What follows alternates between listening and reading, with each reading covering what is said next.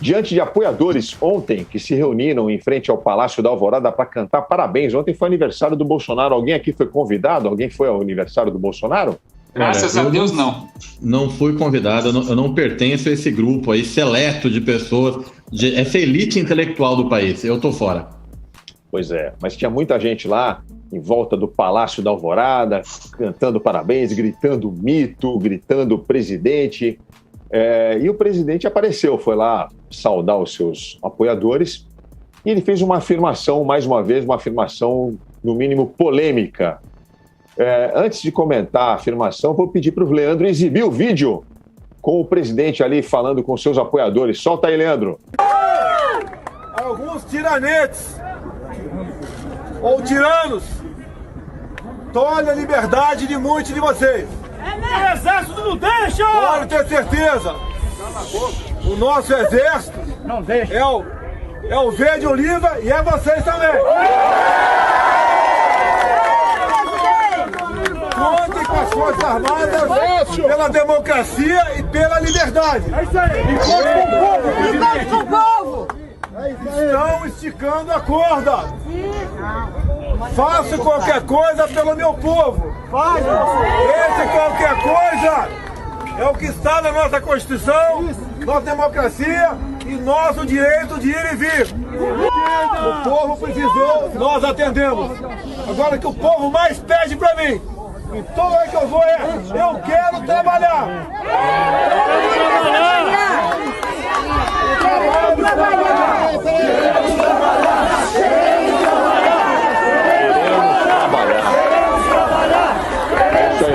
Pode voltar para cá.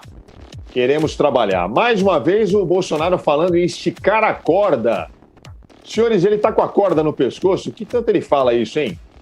Eu não sei, é um flerte com essa história de golpe militar o tempo todo. Esse negócio parece que não tem fim, entendeu? Eu tô quase falando, dá logo esse negócio desse golpe pra parar de encher o saco. Toda vez a mesma coisa. Pô, dá logo o golpe que a gente dá um em seguida. Fica o negócio, pelo menos movimenta, né? Para de ameaçar, coisa de frouxo. Vitorino, opa, você processado. Oi, pode falar. Não, você processado, acabei de falar coisa de frouxo. Desculpa, presidente, não era com você não, era com o Aldrin.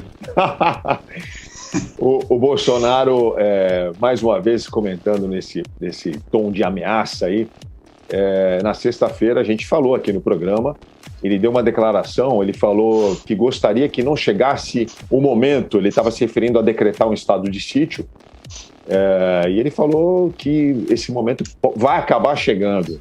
Eu estava nesse final de semana pensando sobre momento autoajuda agora, tá? Eu estava pensando sobre a questão de empatia e aí me coloquei no lugar de prefeitos e governadores que são obrigados a decretar, né, essas medidas mais duras, né?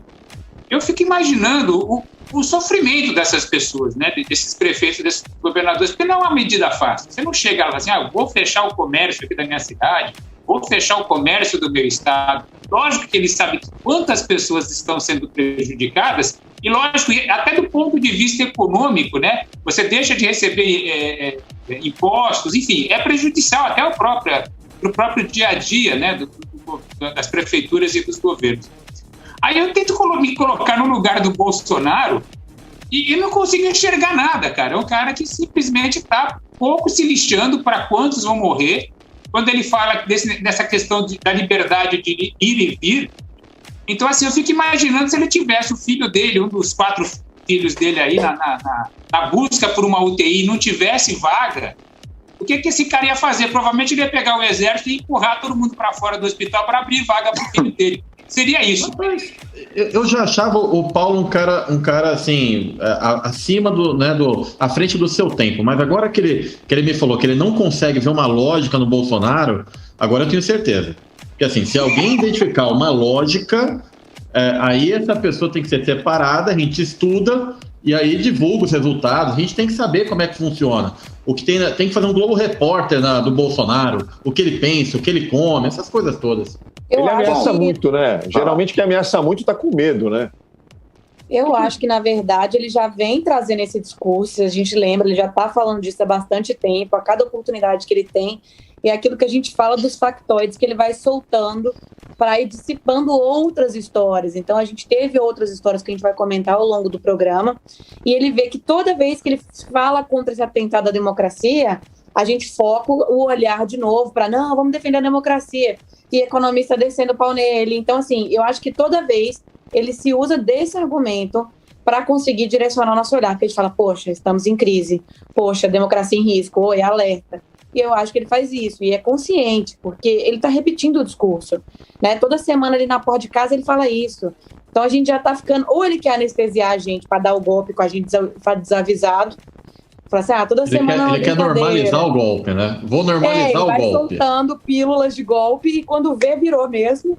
Mas, assim, sinceramente, eu acho que é isso. Ele quer tirar o foco do resto, porque ele está falando queremos emprego, ao mesmo tempo em que outras vias estão indo contra ele. Então, ele quer só inflamar mesmo para não chamar atenção para o maior problema que ele está gerando. Ô, Alexandre, eu já vi muita gente falar sobre essa atitude do Bolsonaro de provocar os assuntos golpe, estado de sítio, AI-5. Já vi muita gente falando assim, isso não é para levar a sério, isso aí é blefe, isso aí é bravata, isso é papo para amarrar ali o eleitor mais radical dele. Mas eu também já vi muita gente preocupada, porque classifica isso como um teste que o Bolsonaro faz com as instituições, com a ordem democrática e com o resto dos eleitores para ver se eles curtem essa ideia de alguma forma. Como é que você vê isso? Você se posiciona como em relação a esse cabo de guerra aí? Eu acho esse assunto que você levantou importantíssimo. Antes eu queria fazer um comentário interessante sobre o aniversário do Bolsonaro ser no dia 21 de março, que é o mesmo dia de nascimento do Ayrton Senna, né? Então, para quem acredita em astrologia, eu acho que foi um mau dia. Porque você imaginar que o Brasil nos deu no mesmo dia o Jair Bolsonaro e Ayrton Senna da Silva. Né? Mas tem que ver a Lua. A Lua no nascimento do Bolsonaro estava no inferno. A conjunção da Lua estava no inferno, do Senna estava no céu. Genial. Tem que olhar direito o mapa astral certinho, né, para ver qual que é a prova de que a astrologia não existe, né, Alexandre? É uma coisa meio complicada. Mas, enfim, eu diria o seguinte: em primeiro lugar, o Bolsonaro ele fala em golpe, ou pelo menos indiretamente. Quem fala mais diretamente normalmente são alguns daqueles seus apoiadores ali do chamado gabinete do ódio, ou aqueles deputados mais radicais como a Bia Kicis, ou Felipe Barros, ou os filhos, né, o Eduardo principalmente, que fica andando com a camisa do coronel do Brilhante Ustra, enfim. Você tem ali um entorno dele, né, de gente que tem esse discurso ainda mais radical. Tem uma brincadeira que eu sempre faço, que as pessoas acham curioso, mas eu falo o seguinte: olha, no churrasco na casa do Bolsonaro, o menos radical é ele, por incrível que pareça. Porque ele senta ali, mas em volta, quando tá os filhos ali, tá esses deputados, o menos maluco é ele, por incrível que pareça. Porque você tem em volta ali gente que ainda é mais, vamos dizer, afeita à defesa de um cavalo de pau institucional. Uma coisa que, inclusive, não está restrita ao Palácio do Planalto, né? Você tem, por exemplo, o tão amado na Faria Lima, ministro da Economia, Paulo Guedes, mas que é um Chicago boy, alguém que morou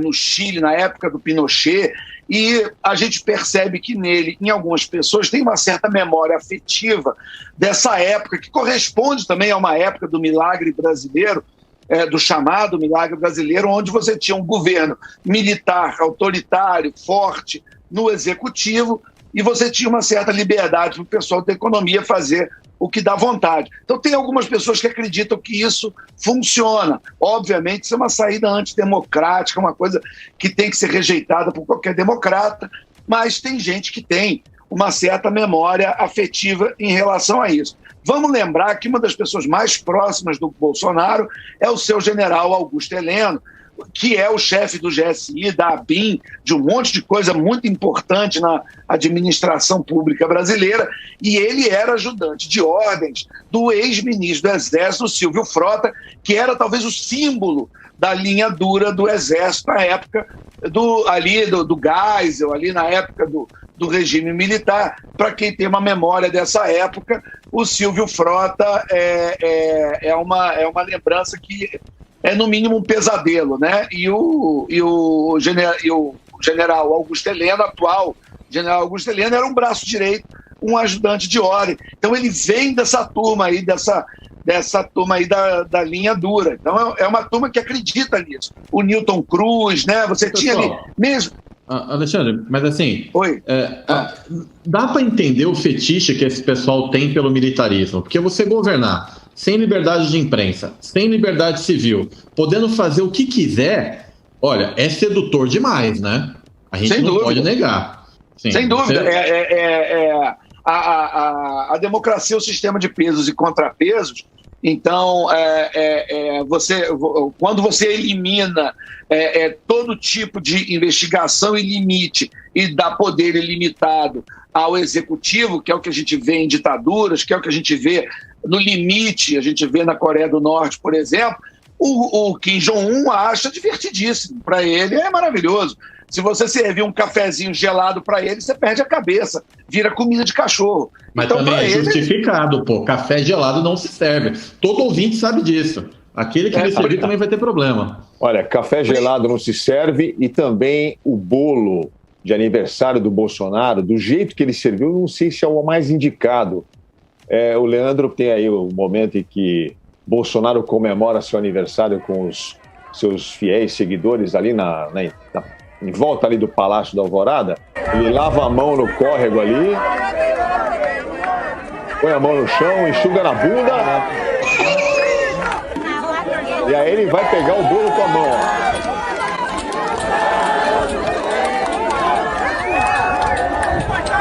Cara, Aldrin, você tem que traduzir esse momento para o ouvinte.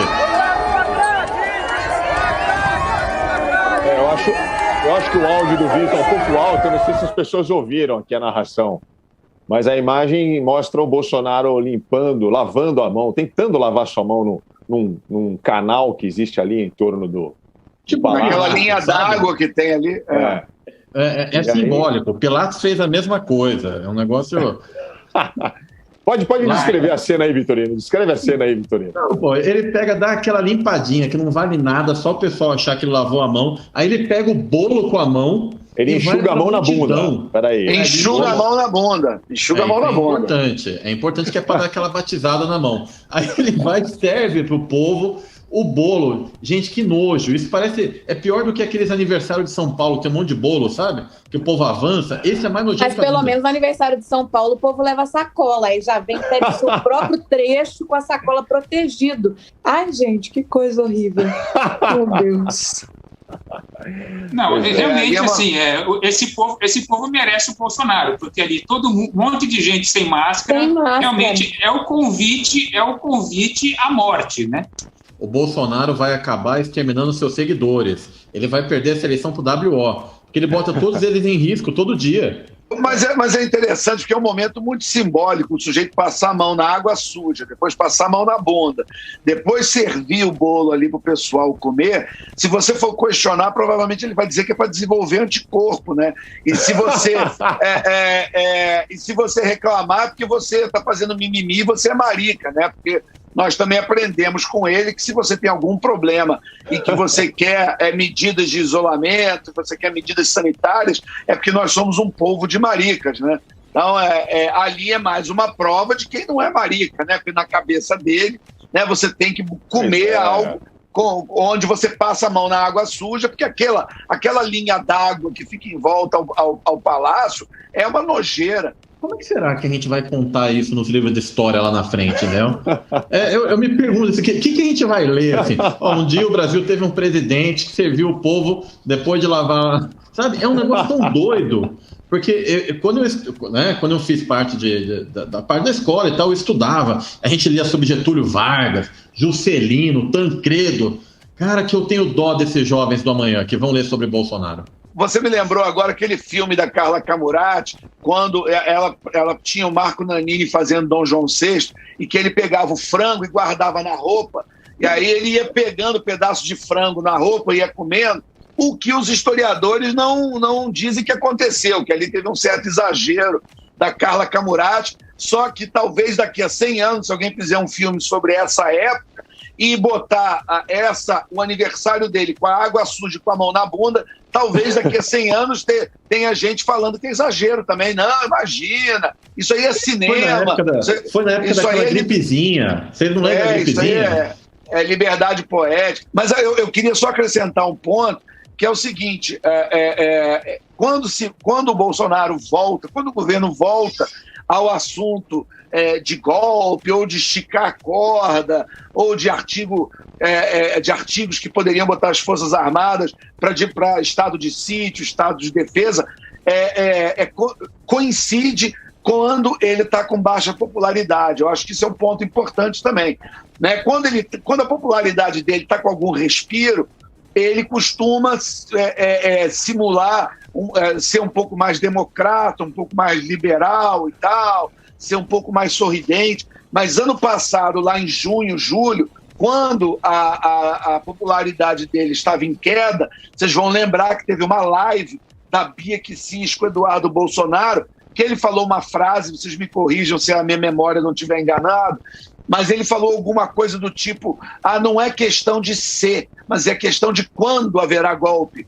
Né? Quer dizer, o Eduardo Bolsonaro já dava de barato que ia ter um golpe. Aí depois veio o auxílio a emergencial, a popularidade subiu um pouquinho, aí o assunto arrefeceu. Agora, com uma média móvel batendo recorde todo dia, nós estamos no 23º dia seguido de recorde de média móvel de óbitos. Né? Se não me engano, a última de ontem, 2.255. Nós estamos chegando a 11 milhões de casos. Nós estamos batendo 300 mil mortos.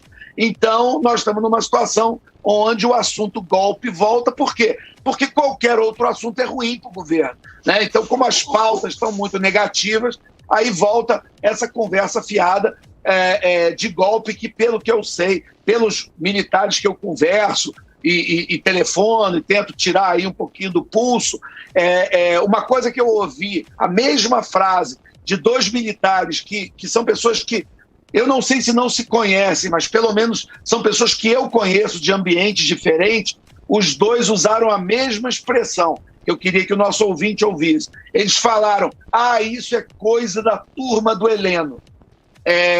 Eles focaram ali em volta do general Augusto Heleno, como se ele comandasse, ou ele tivesse em volta dele um grupo um pouco mais radical, mas que isso não seria, vamos dizer, uma unanimidade nas Forças Armadas. A grande verdade.